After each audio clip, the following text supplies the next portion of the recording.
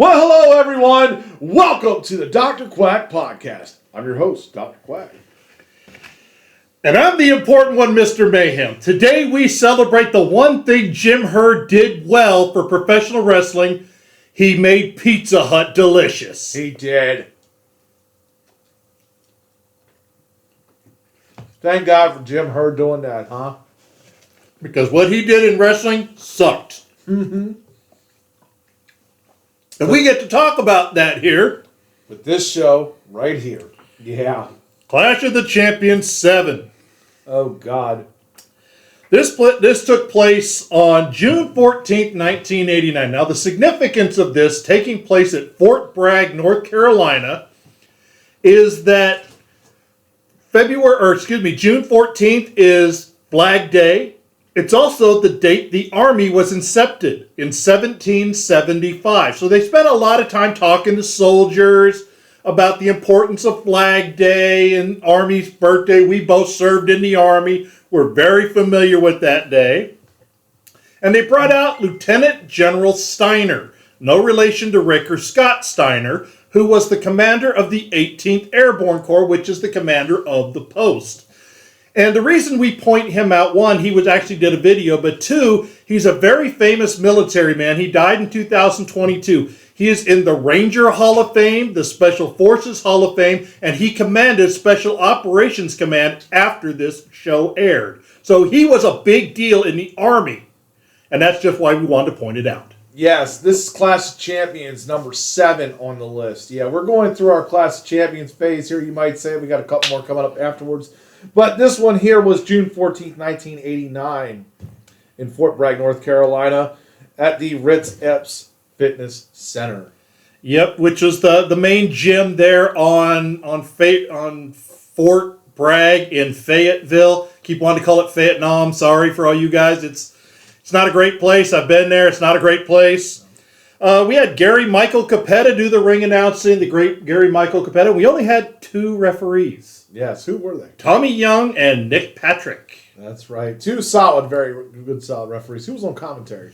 On commentary, we had JR and Bob Caudle. So we had even a good commentary team. They did a great job. This is when Jim Ross really started coming into his own of knowing when to get more excited and making his voice stand out more. And Bob Caudle was always a really good commentary guy. So they did a really good job here in spite of this show. Yeah, I mean, this show here is kind of going to prove to you can have all of the supporting cast that's really great all together. But sometimes, even with that, it won't help out the talent. Like, we're getting ready to find out in some of these matches. But we had a good opener here, in my opinion. We had the Fabulous Freebirds, Jimmy Garvin and Michael Hayes, with Terry Gordy taking on the Dynamic Dudes, Johnny Ace and Shane Douglas. Yeah. Left foot laryngitis for you kids at home. Yes. Now, Jimmy Garvin had just officially joined the Freebirds. He's always been seen as the 4th unofficial Freebird when it was Buddy Roberts, Terry Gordy, and Michael Hayes. Jimmy Garvin used to always hang out with them in World Class. Well, when Buddy Roberts had to retire, they needed a new 3rd member, and they put in Jimmy Garvin. And that was kind of an undertelling thing of they always, why Jimmy Garvin, why? So, yes. And they took on Shane Douglas and Left Foot Laurinaitis. This time, the bad mullets, the bad dynamic dudes who couldn't ride skateboards. But at least this match was passable for an opening match. It actually wasn't bad. The opening was really sloppy, and there was a little bit of timing issues, but it got going pretty good. Jimmy Garvin pinned Shane Douglas. I gave it 2 stars. Yeah, I mean, this is why it helps to have veteran presence, because the Freebirds were definitely here on this veteran's presence for this match. I mean, I've seen matches where Michael P.S. Hayes has worked a lot of jobbers, even, the Mulkeys out there and many of others, and carried them and made them look like, very solid matches. This match was okay. I gave it 2 stars. Yeah, Tommy Young ref this match. It was good. I have nothing to complain about this match. The next match, however, we have something to say. We had the terrorist, who was Jack Victory, or Russian Assassin number 2, or other names, the Flag Waver, whatever you want to be called, Jack Victory, taking on an actual Army Ranger, Ranger Ross. And that's where the nice thing about this match ends. This was pretty bad. Let me just tell you. It's going to get my 2-finger salute because this match here was very, very out of place. It didn't belong. There is a such things as filler. We've talked about this on previous shows. Fillers are nice. This was bullshit. This was shit here that, look, I might as well have went to the bathroom and it's the perfect spot, second match. But God, this was bad for a bathroom break match. This was just god awful. Yeah, Ranger Ross was very, very sloppy. Now, he wasn't brand new to wrestling. He'd been in the business about a year. He was new, but he wasn't brand new. But my God, this looked like this was his debut match, and he was lost. And Jack Victory did nothing to help him. Jack Victory was rolling around. I think Jack Victory was drunk, and he couldn't help Ranger Ross. I went 1.5. I'm surprised this got your 2-finger salute knowing something else on this show. Yeah, but it's this match. But that's low-hanging fruit, so I see why you didn't and gave this one the 2-finger salute. So I can understand it. Either way, god awful. Don't watch it again. I mean, yeah, I gave it 1.5. Jack Victory at this time was somewhat of a veteran in this. He was, if you've seen him last time, this is what I remember, the Pat O'Connor tournament. He was in there in the tag team action. So, I mean, he was involved during this time frame, and you knew he knew how to work, and he was the veteran in this match and did not take care of the rookie. Nope. That's the thing, folks. The vets out there always got to take care of those rookies. Speaking of that, we're going to pull out an old kayfabe word of the day. Kayfabe word of the day, the grapevine. The grapevine is the term for when the newcomer or the greenhorn starts to fail. What the vet is supposed to do is grapevine them in and bring them close and turn it into a grappling match. That didn't happen here. It's a very, very old term. It's really not used anymore. Jack Victory missed the fact that he was not wine here, and he should have been wine. Kayfabe word of the day, the grapevine. Yeah. I mean, fans were okay with this match, but yeah, you can see a difference between the first and second. Let's move on to We're going to move on to a demonstration, because I know you don't write these down. I don't. So they had Great Muta out there with Gary Hart, and they were setting up for a feud. I don't even remember who the feud... Oh, with Hot Stuff Eddie Gilbert, who was still alive at this time. They were going to have a Dragon She competition, and I don't know what Dragon She is, because I don't remember the match. I don't even think it ever actually happened. No, it did not. So, anyway... We get Great Muta out there with two guys, Trent Knight and Mike Justice, who are guys lost to history, so they were independent talents or enhancement talents, but thank you for being there. So they're coming out doing their thing, Muta's doing his thing, and all of a sudden Hot Stuff Eddie Gilbert comes in, throws a fireball. It's supposed to hit Muta, but it hits Trent Knight. And I'm just bringing up from the fact of, it was awesome to see Hot Stuff Eddie Gilbert, who sadly died at 33 years old in 1995. Yeah. So let's move on now. Yeah, there we go. Now we got the Ding Dongs 1 and 2 taking on Cougar J and George South. George South was definitely an excellent definition of enhancement talent. The man could work, and he would help put people over. He was very good in this. But the Ding Dongs... Yeah. So first, George South, our trainer, Necro Butcher, he gives a lot of respect to guys like George South because they were excellent at working and taught Necro vicariously by watching a few tricks that Necro in turn taught to us. Now let's talk about the Dum-Dums. I mean the Ding Dongs. Oh, man. These guys were originally a tag team known as the Rock and Roll Rebels. Greg Evans and Richard Sartain. That is their names if you've ever wondered who the Ding Dongs are. They started out in Deep South Wrestling and actually held the tag team titles. Then they got brought to the NWA, and the reason why we're celebrating with Pizza Hut, Jim Herd wanted to create a tag team called the Hunchbacks. The logic is you couldn't get both shoulders on the mat, so they couldn't be pinned. And he actually thought about and tried to have them made and put the tag team titles on them. That was how big he was into this. Ole Anderson was the only one that gave Jim Herd anything to go off of and said, well, let's try something else. Why don't we put bells around their neck? Jokingly, that became the Ding Dongs. This is why you don't joke backstage. So anyway, they came out there ringing the bell. The bell was on there. They had bells on their gear, and the bells kept falling off. And poor Nick Patrick had to keep trying to kick the bells out of the way. Sartain and Greg Evans were so god-awful in this match, they actually got hired by the E and got sent to OVW. If you ever want to find out how much hate Jim Cornette has for these two, find it on the drive-thru. He goes into like a 50-minute diatribe on how god-awful the Rock and Roll Rebels were in wrestling. They retired in 1991. Yeah, definitely something worth watching there. But yeah, I gave this match 1.5. I'm feeling generous because it was about as bad as the match before. I gave it 1 star. Sorry, go finish your thought. I'm just saying, this was about, 15 minutes worth of segments in between these two matches and everything.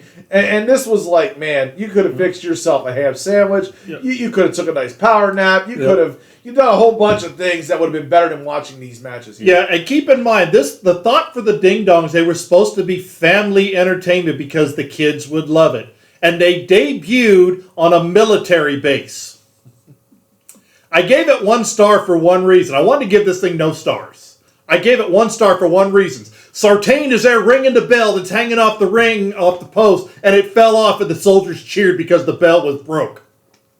That's why I gave it 1 star, because the soldiers knew that thing was shit. They did. Moving on. Sorry. Now, go ahead. I got this one here. Sorry. Got to eat a little bit. It's good, man. I'm telling you. Thank you, Jim Hurt, for the pizza ideas, but everything else you suck, I'm telling you. But now I'm going to move on to my Quack Attack! Because this match here was probably the best match of the night.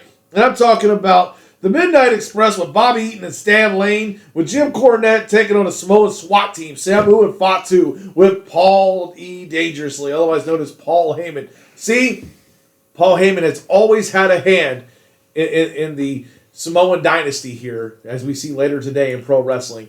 But yes, this gets my Quack Attack. I love the very beginning of it because Jim Cornette gets knocked out of the match at the very beginning. And the Midnight Express is totally flipped out and everything. But overall, this was great action. This was how you entertain a crowd. They were very excited to see this. I gave this 3 stars, probably my highest match on the whole card. I went 2.5. I enjoyed the match. This was just a fight. This was not really a wrestling match. This was just a fight. And Sweet Stan pinned Fatu to win the match. And then we get a Road Warrior run-in. So this was really just to set up other things down the road. But it was a good fight. I didn't think just as a fight it was a 3-star match. But it was still good, 2.5. The crowd liked it. The crowd was into it. They cheered it the whole time. But it really was more just spectacle than it was a real match. And you got to have these kind of shows. I'm not trying to really discredit this show a whole lot, but you got to have Clash of the Champions here because this set up towards other pay-per-views. This made you tune in live, free for television, and make you go, I want to go watch the Great American Bash, or I want to go to watch Starrcade, or whatever else was coming up at the time. Yep, because they set up the Great American Bash. They kept talking about a 2-ring battle royal. Now, the idea was horrible, and the match was terrible, but at least they did a lot of good things by... And it was in Maryland. Yes, by Baltimore, but it was free advertising, put on a show, giving you a bigger feel to make you tune in, 1, to watch what they were giving you on the Clash of Champions, and 2, to watch their advertising for the Great American Bash or Starrcade or anything else they did, which even they set up a match for the next, not the next one, but the one after Starrcade, which I hope is on our run sheet. Oh, it'll probably be. Because they were talking about the Terry Funk, Ric Flair pile driver, where Terry Funk was a judge when Ric Flair re-won the title from Ricky the Dragon Steamboat and then pile drove him onto a table. So they talked about this kind of throughout the show. This led to stuff down the road. So these kind of things were important, as the doctor said. Yeah, moving along here, we got Terry Bam Bam Gordy and Dr. Death Steve Williams. This was fun. Very pure wrestling. These guys were known for their time in Japan, whether they teamed together or feuded.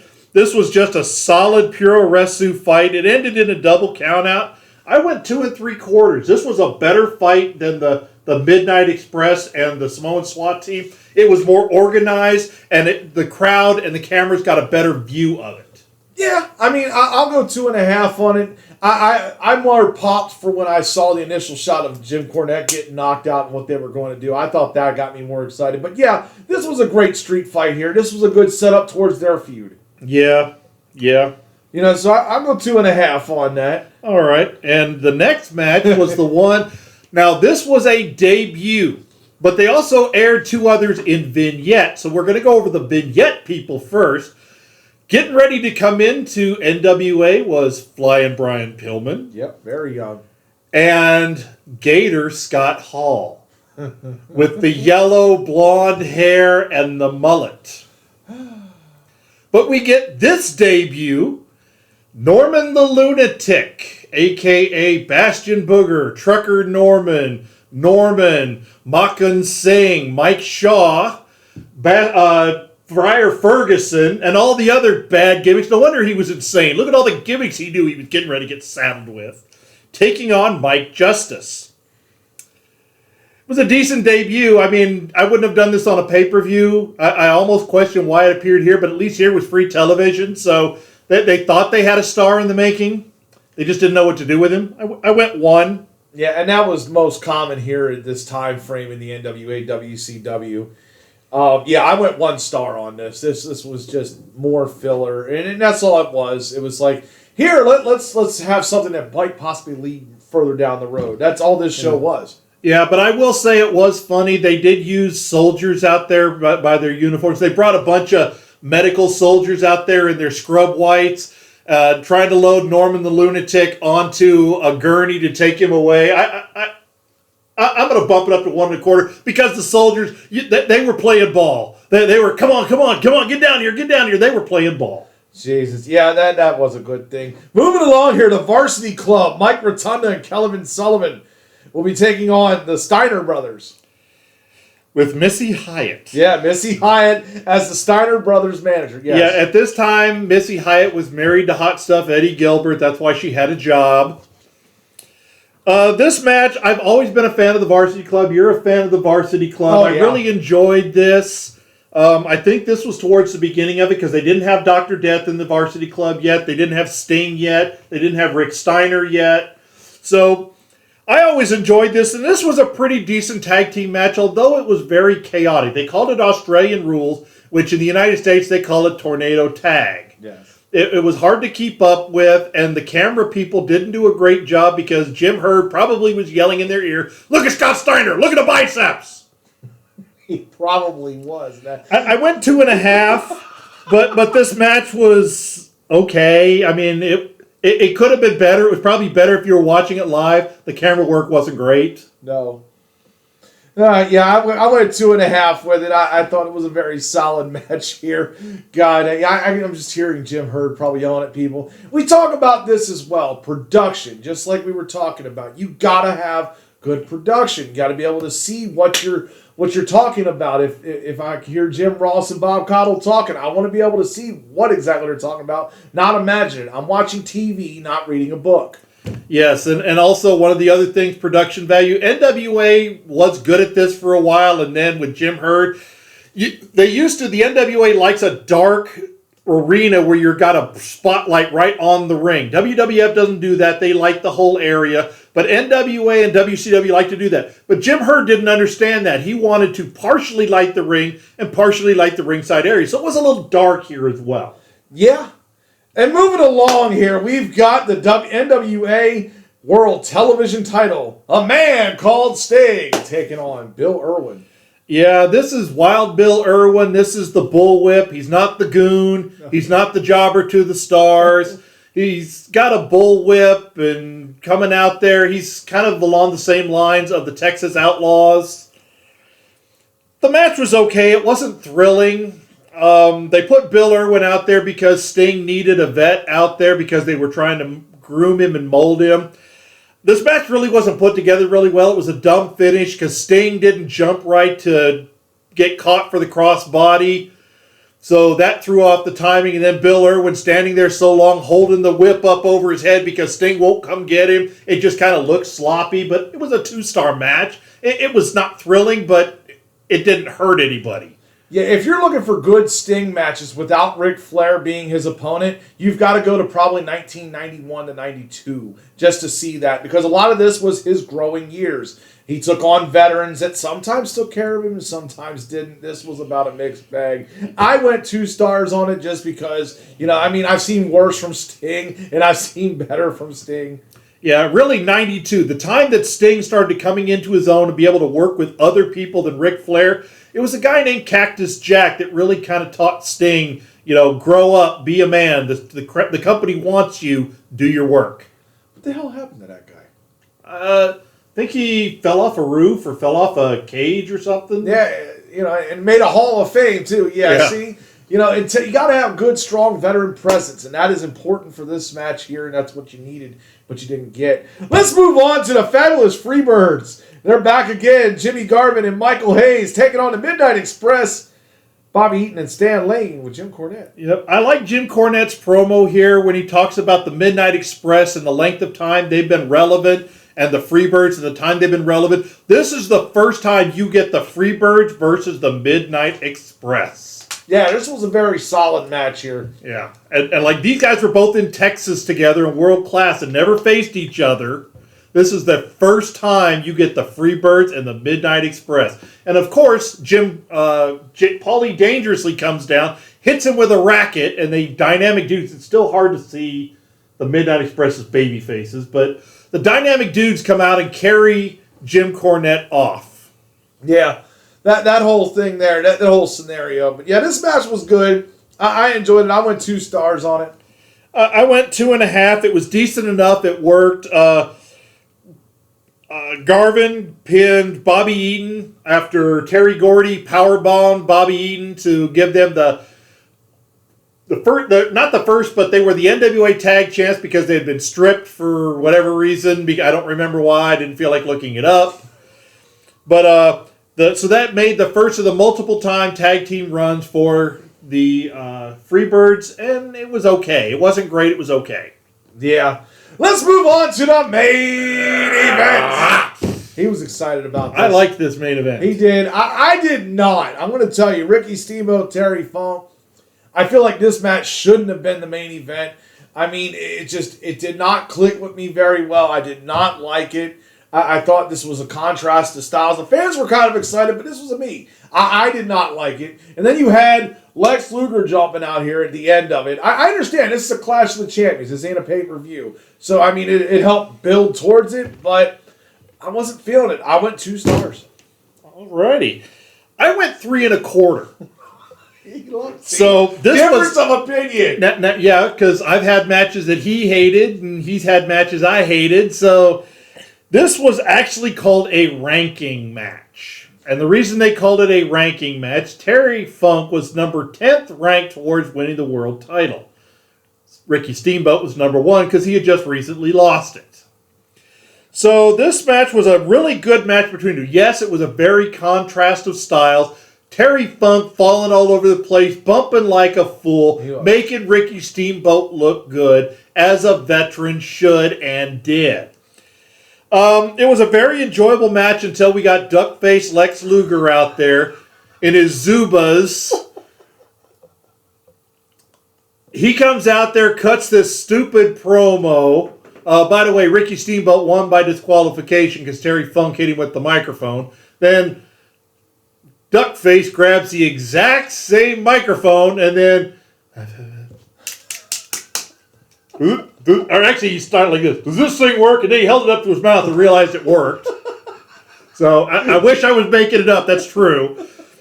And then he talks about that he's not arrogant, he's not egotistical, he's not narcissistic, he's just prideful. Goes and picks up Ricky Steamboat to obviously clothesline him, put him in the rack.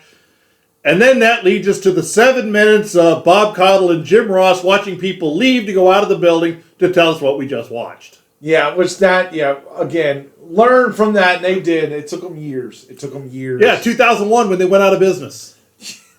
Pretty much. And that's the end of our show.